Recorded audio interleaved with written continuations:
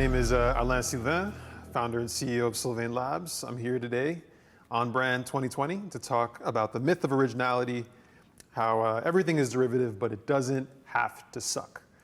And for those that are curious, I've been here before. Check us out at sylvainlabs.com. You'll learn a little bit more about who we are and what we do. We're a strategy and design consultancy, really focusing on product innovation and brand strategy, with offices in Amsterdam, New York, Richmond, Virginia, and soon Los Angeles. This is not the first time I've been here, here, quote unquote. I was at OnBrand 2017, where the title of my presentation was What Brands Can Learn from Beyonce. It was interesting at that presentation. A lot of the other speakers talked a lot about Kendall Jenner's spot with Pepsi and sort of the abomination that was. The next year I came back and I talked about pop culture, what brands can learn from pop culture a little bit more broadly, in the power of brands. And at that conference, everybody was talking about Colin Kaepernick and the Nike sponsorship. It was really funny. Every presentation was like, Colin Kaepernick. And then last year I went back and I spoke and I talked about purpose, and I was one of many people that talked about purpose. Purpose was sort of the trend of the moment, and what are businesses, how do businesses commit to purpose? And it was just interesting to see that evolution. And here we are in 2020, and I can't help but wonder what are the themes that you're going to hear about here at OnBrand. And because I've been here a few times, or been there a few times, I get a better sense of the audience, and I know that a lot of the audience is made up of creatives, people that work with brands and in marketing, and they're really concerned with this idea of being original and creating new stuff, and really being the first to market, the way Colin Kaepernick was, the way Pepsi's move was so jarring. In this population, we are here thinking about newness and how to be original. And it really takes me to a story. There was this young artist's assistant, the studio assistant, in the 15th century, who was obsessed with human anatomy.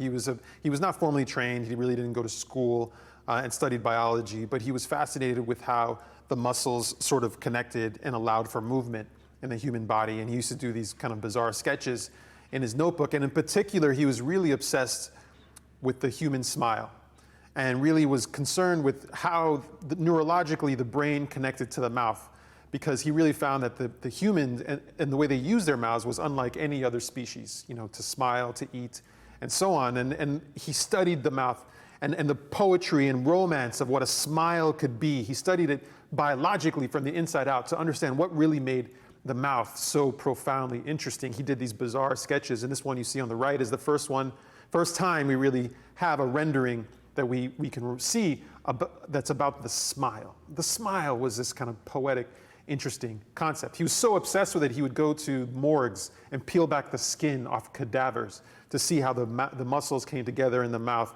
to construct this beautiful symbol of the human heart and the human mind, and that's the smile. I'm of course talking about Leonardo da Vinci and the story of how he created the Mona Lisa. The Mona Lisa is the kind of the preeminent masterpiece of humankind. People look up to it and travel in droves to see it, really because they view the smile as such a vivid depiction of the human smile. It feels so real that it has this kind of mystery to it. And of course, people flock to it like crazy.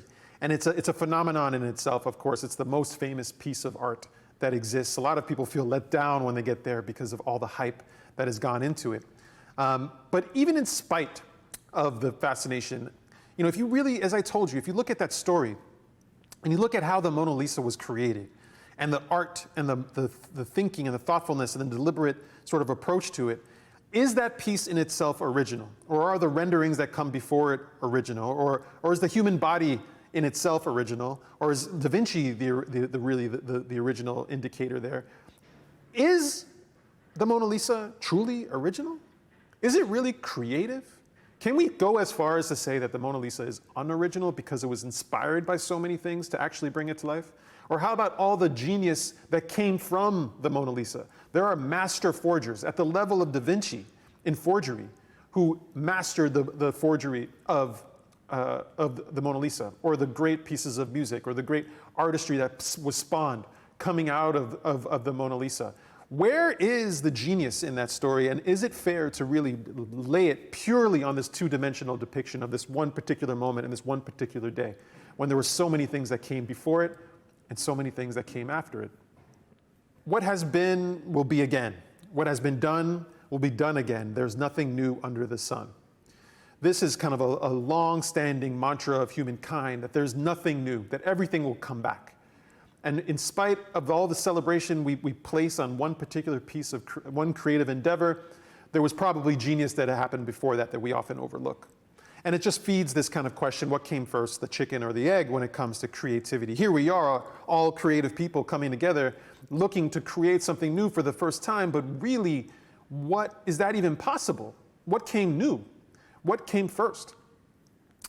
And there's a great Mark Twain quote, the kernel, the soul. Let us go further and say the substance, the bulk, the actual and valuable material of all human utterances is plagiarism. For substantially all ideas are secondhand, consciously and unconsciously drawn from a million outside sources and daily used by the garnerer with a pride and satisfaction born of the superstition that he originated them. You know, the pursuit of originality is woven into ego. And really, and as Mark Twain is arguing, if you really look at the foundational nature of creativity, it actually is plagiarism. And you don't need to look at Mark Twain. Think about another great writer, perhaps, of our current generation, that's Kanye West, who essentially said the same thing, maybe a little less poetically, when he said, I find myself getting stuck in the idea of originality and letting my ego push me to say things like, this person stole this from me, and the funny thing is, it'll be a reference I took from somewhere. If you wish to make an apple pie from scratch, you must first invent the universe. Everything natural, everything creative was actually born of ideas that pre-existed it. And we can't look at one piece without acknowledging the piece that came before it. Said simply, we are drunk in our pursuit of originality. We are blind. We are running after this idea of I want to be first. I want to be the one. And then really it comes down to some evolutionary needs where we get this dopamine surge in our brain when we see something new for the first time or we taste something for the first time. We really are obsessed with this rabid obsession with origin and with being first. And it's really the story of humankind. That's why we look at origin stories to inform our lives today. We want to understand, where did the universe come from? Where did mankind or humankind come from? And we look to great scripture to tell us that. Or how about our obsession with monarchies and the idea that the bloodline, an original bloodline, is passed on over generations? You know, in Japan, of course, it goes back to 600 BCE. Or, you know, you could take it to modern day and the way we look at vintage fashion, that every piece of vintage fashion is somehow an indicator of some level of authenticity or a moment in time that we're craving for, this craving for a moment of authenticity and reality. You look at pop culture today, all you need to do is go to Netflix and you'll see an intense obsession with nostalgia. You know, Friends is coming back, you know, The Last Dance with Michael Jordan, J-Lo's rocking the same dress that she wore 20 years ago. We are looking to the past, to history, to inspire us in the present. This also applies to innovation. All you need to do is look at the Googles and the Ubers and the manufacturers and in automotive manufacturers, and you see they're racing intensely to achieve driverless cars, to really be the first to lead the way when it comes to autonomous. And that's because people are obsessed with first. People are obsessed with originality and patents and so on. You know, it was interesting to hear the CEO of TikTok say, to those who wish to launch competitive products, we say, bring it on. Facebook is even launching another copycat product, Reels, tied to Instagram, after their other copycat product, Lasso, failed quickly. In Silicon Valley, in the world of technology, there is obsession with being first. First, first, first. Which reminds me of this GIF right here. You know, Buzz Aldrin, who's there on the right, is famously not the first person on the moon, he's the second person on the moon. Neil Armstrong was the first person on the moon. And in this, you'll see how Mike Pence, the vice president, introduces Buzz Aldrin as the famous second person on the moon. And if you look at his face, you'll see how much he hates that. No one wants to be second. Who wants to be second? Because it echoes of plagiarism. And there's this kind of mantra in social media, and there's this idea in our popular culture that you don't want to copy, you don't want to be second, we have to be first. We have to be first. You learn that as a kid. You learn that as a kid, that copycats are bad, that imitations are bad. And as I said, it plays out in our popular culture. It plays out especially in social media, where you're shamed if indeed, you copy something. We see that in the world of fashion. We see that in the world of film, in the world of music. And certainly in your world, in the world of advertising and in the brands. You know, Spotify did this amazing campaign a few years ago where they literally played back the data that they had when it comes to streaming. And Revolut did quite the same thing, the credit card, and playing back the same data. And they were vilified in social media in the world of advertising. That's because it was just a copy. Now, what's interesting is that the reason we look down at originality is because it reflects individuality. It is important to foster individuality, for only the individual can produce new ideas. Culture celebrates individuality because of the sense of originality. And that's why we build up these artists as being sort of prolific and profoundly productive individual genius. No one wants to be unoriginal. No one does. It's kind of the worst thing you can tell someone, you know, you're unoriginal. And it's ironic because there is some sort of entertaining value or commercial value or even biological and human value when you look at copying and imitation. You know, TikTok is nothing but that. TikTok is just a vehicle where we all sort of practice the same behaviors, as monotonous and bizarre as they might seem. But the idea that we're all copying each other, it is interesting that some get more attention than others. You know, the girl on the right created the dance, but Charli D'Amelio made it famous. But yet it's all the same. Where's the genius there? Humans are actually taught and ingrained to imitate from a very young age. All you need to do is look at babies and look at how they move and how they mimic what they see in adults. And of course, there's a trap here, right? There's a trap where if you imitate to a certain degree, bad, horrible things can happen. Now, we perform and imitate apparently impractical actions because doing so is the key to learning complex cultural skills. And because rituals create and sustain the cultural identities and solidarity we depend on for survival.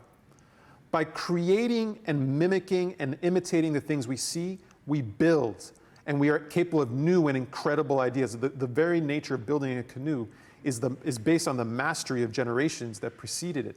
It's the copying. Or think about the profound value that the printing press had on society, where it was essentially this idea of copying ideas over and over and over again. And of course, the Industrial Revolution is really all about mass production and replication and making things, producing things over and over and over again. But I have an argument. And my argument here today is really simple. Stop stalking originality. Originality. Stop obsessing with this idea of being original, because you fall into traps around imitation, you fall into traps around reproduction, you fall into this kind of self-identity crisis. Stop stalking originality, start compounding creativity. For me, what true genius is when you can build on the creativity that pre-existed you unapologetically, and don't really have this kind of shaming around what existed and what didn't. Just really build on it. And there's really no better example in my mind than Jay Dilla. Jay Dilla was a hip-hop producer who died in 2006, a profoundly important hip-hop producer who, 50 years from now, people are going to talk about Jay Dilla like they talk about some of the greats in music. In fact, The Guardian called him the Mozart of hip-hop, which I think doesn't do him justice. You might even call Mozart the Jay Dilla of classical music.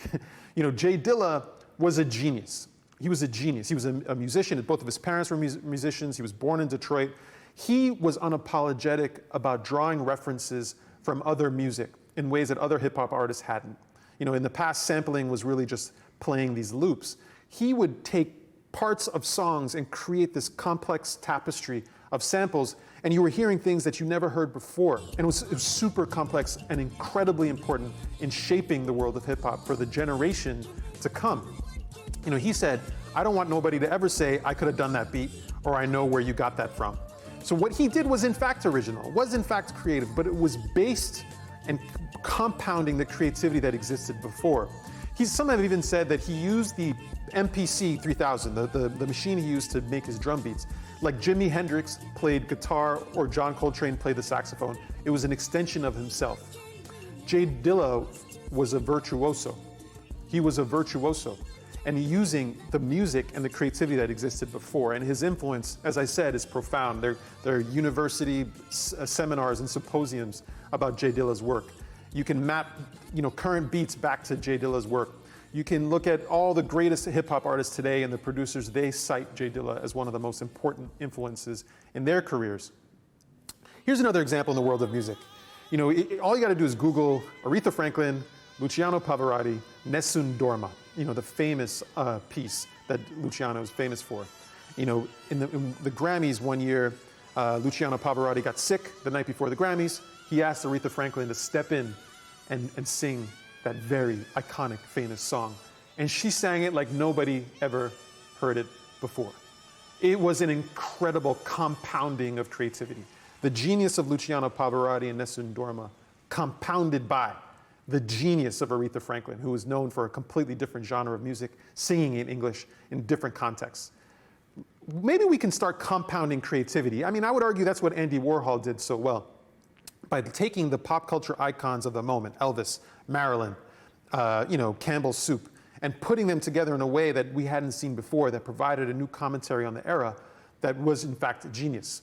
Or how about the story of Berry Gordy and how he worked in Detroit at the Ford automotive plant and learned from the manufacturing line, the genius of the manufacturing line, and applied it to the world of music. So he created music in the same exact way. He was like, let's create a manufacturing line of music where we find artists, we train the artists, we put them in a finishing school, we put them in the studio, then we put them out. And that was a sort of compounded creativity. He borrowed from a different industry to create genius in another industry. So that sort of teases the basic question maybe in all of our work. All of us that work with brands who are trying to bring a sense of creativity to everything we do.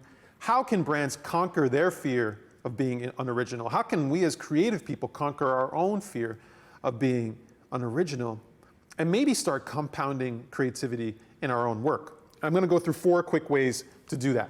The first is be iterative, not derivative. There's this fear of being derivative. There's this language around, oh, that's just derivative of this. But when brands start unapologetically building on things on the past, it's kind of cool. When Volkswagen famously built on their campaign in the 60s, where they had the lemon, they had the Volkswagen Beetle, and they called it Lemonade when they launched something in 2015 in the shadow of all this criticism. They literally made lemonade out of lemons. It was very cool. It was a very interesting and inspiring way to build on the past. Or you think about all the innovation that Apple puts out, they're literally baby steps. There's no giant leap. There hasn't been a giant leap coming from Apple in years.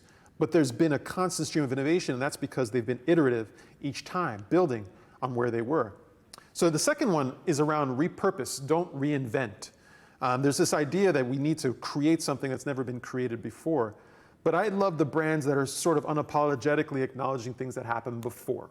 There's the brand Period that literally takes old advertising and just crosses out the brand and puts their own name. And that's because in the spirit of sustainability, they're recycling their advertising too. And that's not something they're ashamed to say. Or how Foursquare pivoted their business from this kind of social network based on location to this B2B offering. They repurposed the technology to be relevant somewhere else. The third, be prolific, not precious. Creatives have this, the spirit of like, let's make something and keep it to ourselves and make it in very, very small amounts in very discrete ways. I would argue, and this will annoy people, that Amazon is one of the most creative organizations that exists because of the sheer volume of things and shit that they're making. It's out of control. There's brands and products left and right that they're spawning, and you can look anywhere. And that's about being prolific. That's not about being precious. Or you think about other brands like Cosbox, one of these subscription D2C services that is unapologetic, spills out brands and products from hundreds and hundreds of other brands. The fourth one, play, don't work. There's this real fear of play and what play can do. But when you think about serendipity and you think about play and you think about imagination, that's where real creativity comes from. And all you need to do is look at Lego and the way they herald play, or you look at Pixar and the way they allow for play to thrive within that organization. So the 4 ways I think brands can think about compounding creativity and avoiding the trap of originality: be iterative, not derivative; repurpose, don't reinvent; be prolific, not precious; play, don't work. Stop stalking originality, start compounding creativity. My name is Alain, founder and CEO of Sylvain Labs. Thank you for your time, and I look forward to answering some questions. Hello, and welcome virtually to Amsterdam. We miss having you here in person. Let me start by saying that. Hopefully next year, the return. Yeah, no, hopefully. I miss being there. This is always such a great conference. Absolutely. Hey, I just want to jump right into it here. I loved your thing about play, don't work. I read something recently interesting that said a lot of the great inventions started off looking like toys. And if you think of the Wright brothers airplane, or even the idea of a cell phone, or even now maybe TikTok, people might say that as well. And I think that's a nice, interesting way to look at things, which is not only is it fun, but it also is an inspirational source of where the next important things are going to come from. I found that really sort of a powerful thought. Yeah, thanks. No, I think, there's work and there's play. And somehow we've assigned economic value to work, but not to play. When, as you said, you can look at any great invention or any great innovation, and it probably comes from a very innocent place. Sometimes play. Literally, kids playing around with something or someone on TikTok. There's very little that's actually invented with the pure intent to make money, I would argue. There's no coincidence that you look at all the Silicon Valley bros that have started all these companies. They're all, they dropped out of college when they were kids. They became business people when they were children. Yeah. And children play. And they played with code in their case. So yeah, I'm glad that stood out for you. I totally relate. So it's been a theme throughout the day here about social media, being a positive and a negative, influence on people. From your perspective, what side do you fall on, positive or negative? Oh man, that is just a crude way to talk about what social media can be. It's mean. No, I do a lot of work. Oh, sorry. Well, no, I was just going to say a lot of my clients are actually, work in social media. We work with Facebook, we work with Twitter, and so I'm grateful for that. but I do think social media brings has yet to figure out what the potential that technology can be, and there's a lot of room to be more ethical in the treatment of people's data and in the calling out of factual information and so on. But all that said, and I'm very critical of social media, and I want to make that very clear. But with all that said, you can't deny the power of social media. The Arab Spring would not be the Arab Spring if not for the power of Twitter. Or, Black Lives Matter wouldn't be the notion that it is if not for social media. #MeToo, which had a seismic impact on government and, every aspect of society would not have happened if not for social media. So including the workplace. I try to keep it balanced. Yeah, absolutely. How about on the human and brand creativity side? What will social media's influence be there? On the human and brand creativity side, I think, going back to what the presentation was, so this idea of compounding creativity. What's interesting about social media is so much of what you see is a regurgitation or a replay or retweet on what you saw before that. So inherently, social media lends itself to a creative exercise. In a way, it's a manufacturing line. One person tweets something or posts something on Instagram, another one might reinterpret it, or memes that spread. So I think social media is, in a way, a lubricant for creativity. But at the same time, it's also a lubricant for shitty ideas and ideas that feel very stale. And instead of compounding creativity, they sort of repeat the same thing. And that's when things, when you copy something too much, maybe I should have put this in the presentation, when you copy something too much, it begins to lose its resolution. Like a photocopy. Like a photocopy, like over and over and over, you keep copying something, it loses its what makes it really unique, the detail. Hey, that's interesting. It ties into a question here from the internet here. With many of us craving more familiarity and nostalgia in a time of crisis, what do you think this will have on brand marketing in the near future? Yeah, no, it's a good question. I think, I would like to see brands take more risk and really try to create something that's, compounded but new. And, brands are very risk averse these days, especially in 2020 with the fallout of COVID-19 and, of course, the killing of George Floyd. So many brands are afraid to say the wrong thing, so they're not actually going to take any risk. But I would say two things that might be in conflict with one another. One is brands shouldn't be shy about nostalgia.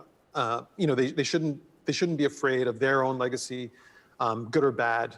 And it's okay to kind of dip into the attic, dip into the archive to tell a really provocative story. I mean, if you look at my presentation, 90% of the presentation is actually looking backwards.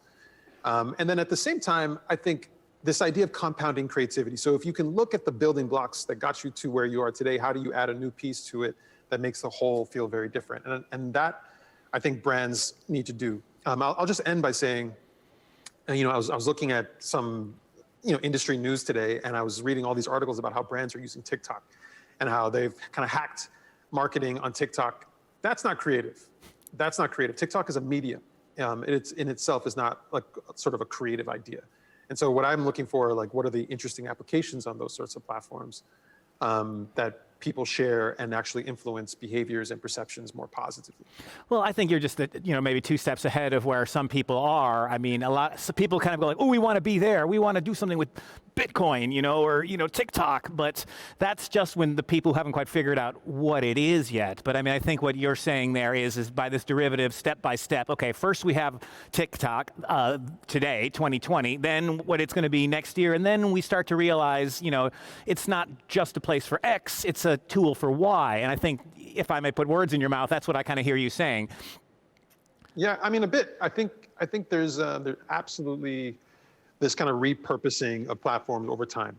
I think YouTube actually started out as like a dating site. Someone was explaining to me. I hadn't heard that.